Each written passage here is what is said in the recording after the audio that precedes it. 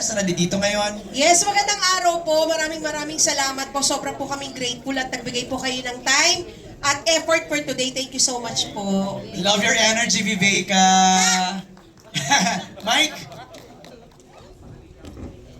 Good afternoon po sa lahat ng mga nandito and thank you for being here. Just being here for everyone, especially for our new actors here who will be delivering the story. This special and heartfelt story. Actually, while you're greeting everybody, say na rin your character pala. Yes, I'll be playing the role of Teacher Mike. Yan, di ba? Dali-dali lang. Mike Salomon, Teacher Mike. Viveka, sorry. Yaya B! Ako po si Yaya B! Wait lang, may mic. Hindi na po kailangan ng mic. Hindi na po kailangan. Tsare, Yaya B po ako po dito si Yaya B. Hindi na po na ako pinahirapan. Yaya B talaga. Next, Joel. Maganda nga po at salamat po sa mga nandito. I see a lot of familiar faces. At dun sa mga nanonood live sa Facebook, maganda nga po at salamat po. Suportahan natin ang Imperfect, isang kakaibang pelikula. Ako ang gagampan, medyo mahirap yung character ko. Ako si Teacher Joel. Teacher Joel. Si Jan.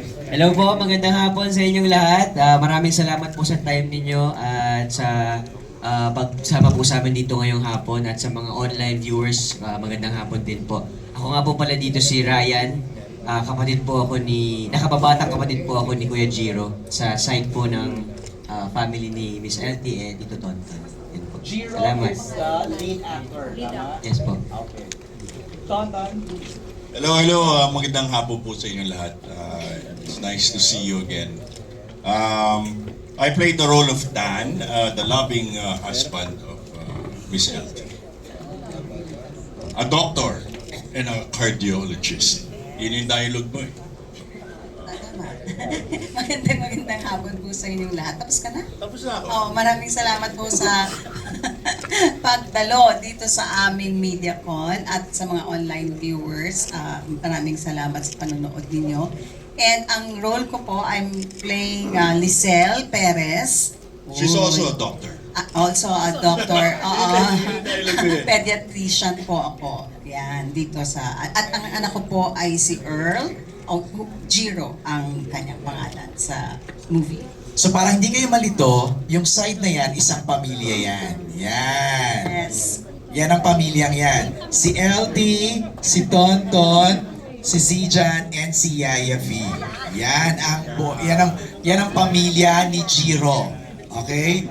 Next, pamilya naman ni Jessica. Part of the family. Meron pa. Part of the family. Mamaya, huwag mo spoil. Spoiler. LT. Okay, good. Good, Magandang Joey. hapon po sa inyo lahat. Maraming salamat at kayo nakasama namin ni Nibi ngayong hapon. At para maipaliwanag din namin ang mga karanasan namin sa mga aktor at mga actress na nandito. Ako po si Arman na gumaganap na bilang may bahay. O asawa ni Norma, ni Sylvia. Isang ama na nagkaroon ng takot. Nagkaroon ng pangamba dahil sa kanyang anak. Norma?